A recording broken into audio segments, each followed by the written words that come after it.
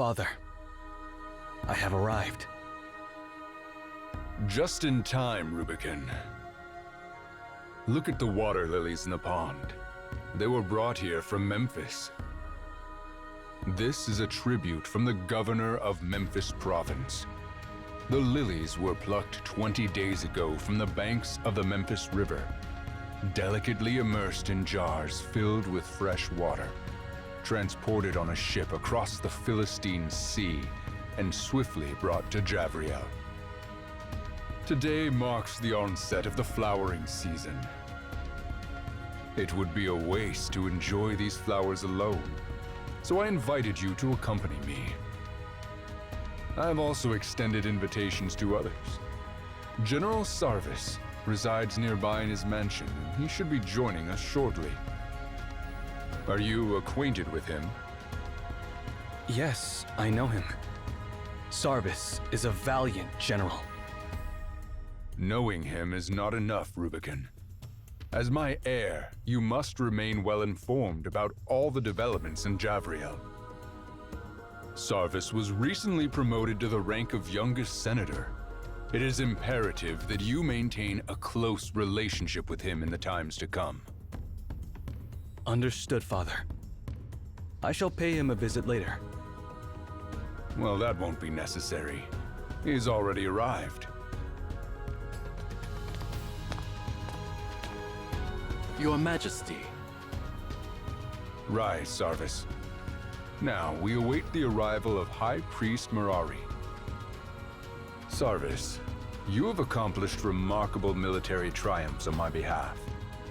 I had promised that on the day of your senatorial promotion, you may select any city within my empire as your fiefdom, excluding Javriel. Have you made your decision? By the grace of your Majesty. Let's skip the formalities of the Senate. Choose your city, and I shall grant it to you. Leave the pleasantries and bureaucratic matters to others. I desire a land as warm and inviting as your Majesty's garden. While numerous warm lands lie within my dominion, only one city possesses a garden-like charm. Your discernment is commendable, for you have chosen a place even I find difficult to part with. Very well. Bellefontaine shall be yours. Tend to her with care, for she is a unique and precious flower, even amidst my vast garden. Ah, here comes the High Priest as well. Greatness be upon you, my lord. May your reign endure as long as the Tiberius River flows through the Eternal City. Indeed, at my age, divine favor is required to sustain my rule over this nation for much longer. Worry not, Father. Your radiance shines as brightly as the sun that illuminates the entirety of Japheth. You've picked up the rhetoric of those eloquent orators, Rubicon. But have you ever seen a day when the sun does not set? I mean no disrespect, Father. I know you do not. While your words are flattering, I believe I truly merit such praise. I no longer require badges, scepters, or crowns to demonstrate my power. Nor do my accomplishments necessitate statues, poems, or triumphal arches to extol their glory anymore. The Senate recently bestowed upon me the title of the Sacred One. I wonder, on the day of my departure, whether the artisans will find a monument vast enough to inscribe all my titles. Frequently, I have wondered what further achievements I can attain during my remaining time. My generals have conquered the entire civilized world known to us, and the remaining lands are either too remote or too desolate. My empire has transformed the Philistine Sea into an inland lake. In this regard, I've surpassed all previous emperors in history. When I inherited Javriel, it was constructed of bricks, and when I pass it on to you, Rubicon, my beloved son, it shall be a grand, eternal city. You mentioned the sun earlier, which brings something to mind. The governor of Memphis province sent me a letter along with the flowers. In his letter, he mentioned an ancient legend cherished by the people of Memphis, asserting that their god of the sun was captured by conquerors from the east. According to them, the conquerors hailed from a realm known as the Arsacid Empire. Have you ever heard of that place? To the best of my knowledge, the Arsacid Empire lies far to the east of our domain, inhabited by different people with a distinct culture. This region is situated near another sea. The Memphian legend concerning the god of the sun appears to lack veracity. It is merely a deity concocted by simplistic individuals for their own peace of mind. I understand your piety, Mirari. However, there have been countless gods worshipped in the lands conquered by Japheth. Since the native people believe in those gods, it implies that those gods have favored them, and we Japhethians won't interfere with their beliefs. With that said, it is surprising to hear claims that gods walk the earth as tangible beings that can be captured like treasures. Now, I find that interesting. Rubicon, Sarvis, and Mirari, go to the Arsacid Empire and see it for me. If the god of the sun is truly there, bring it back to my throne. Only Javriel deserves an everlasting son. Father, what should we do to the kings and lands of the Arsacid Empire? I desire the sun only. If they decline my request, destroy them all. And if they willingly relinquish it, you may decide their fate. Well, I have spent too much time discussing a tiny piece of land. Let us enjoy these splendid water lilies before the sun sets.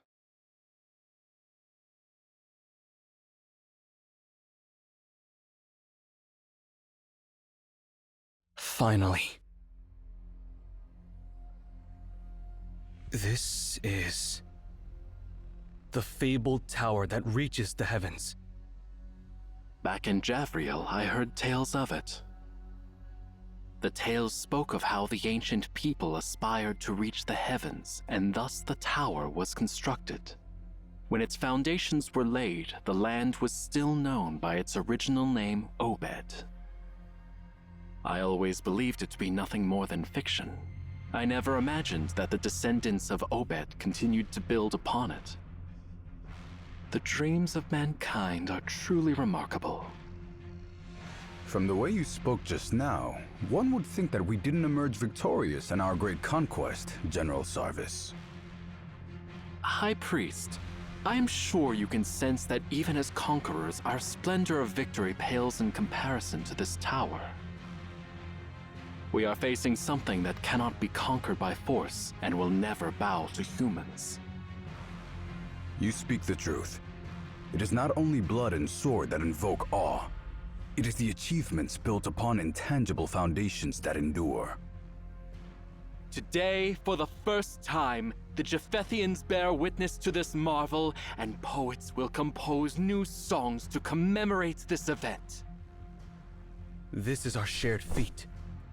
Together, our names will be engraved on the next arch of triumph in Javriel. But before your triumph, Your Highness, we have much to accomplish. What shall we do with the subjects of the Arsacid Empire? They have surrendered, so I have ordered our troops to cease fighting and rest.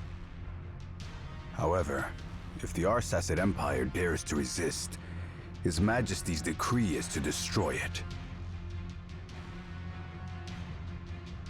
Father is the sun, and naturally, he does not concern himself with the insects scorched by his blazing light. But the people here are far away from Japheth. It is not their fault they are unaware of His Majesty's mighty name. I understand your point, Your Highness. It has been said that we Japhethians are like a melting pot, There are 2 points behind that statement. First, we open our hearts and minds to all who are willing to submit. Second, if anyone is as stubborn as copper and iron, we will melt them with our fire until they become part of Japheth.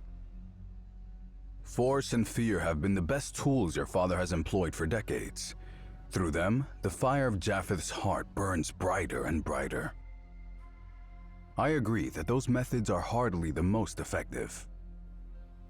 If your highness allows, I will find gentler ways to integrate the Arsacid Empire into our fold. If we can make the soldiers abandon their weapons for good, they will no longer pose a threat to us, and we will not need to shed their blood. The High Priest makes a valid point. This approach would spare the lives of those people without contradicting my father's will. What do you think, Sarvis? Well, I am just a general, and I focus on military affairs only. I will leave the decision on other matters to you and the High Priest. Ah, Sarvis. It is evident that your knowledge and eloquence surpass those of your colleagues in the Senate. Yet, you humbly refer to yourself as just a general. I'll take that as a yes. High Priest, I hereby grant you the authority to handle the people of the Arsacid Empire at your discretion. As you wish, Your Highness.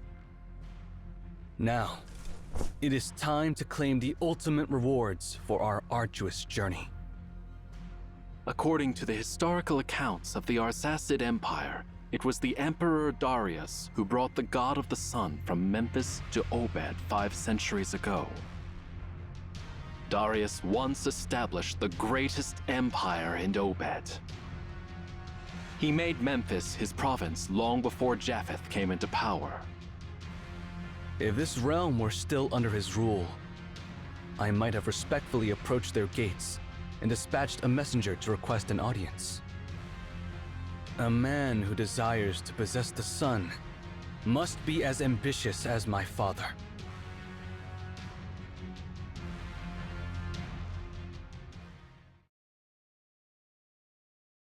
The Tower of Babel. That's the one thing in the world, besides the stars, deserving of my upward gaze. It's only fitting that the most glorious trophy should be placed in the highest place of my kingdom. I'm now entrusting it to you, Emeon. What is this, Your Majesty? A good question, and one that I would like to ask you, too. I have heard tales that beneath the majestic waterfalls of the Memphis River lies the dormant, ancient god of the sun. It once destroyed the capital of an ancient pharaoh and then sank into the river. So I conquered the land of that pharaoh and ordered countless individuals to dive into the waters, leaving no stone unturned. But the outcome was a great disappointment. The so-called god of the sun was no more than a copper sphere. While it's well crafted, the artisans of Obed could have created a work of art 10 times more intricate than that. I ordered my people to smash it on the spot. However, even the mightiest warriors of my immortal army could not destroy it. No weapon could even scratch its surface. I had craftsmen construct colossal pyres and burn it for 10 days, yet its shell remained unaltered. Finally, I instructed my warriors to transport it to the highest peak in Memphis and cast it off the cliffs. But it was the unyielding stones below that shattered, not the copper sphere. Since long ago, you have collected many extraordinary artifacts in this tower, and you have recruited numerous scholars from my land. I have never impeded or doubted your endeavors. But now, I am asking for a small favor in return. Unravel the mystery surrounding this sphere, and the reason why the Memphians revere it as the god of the sun. And find out the secret to its immortality.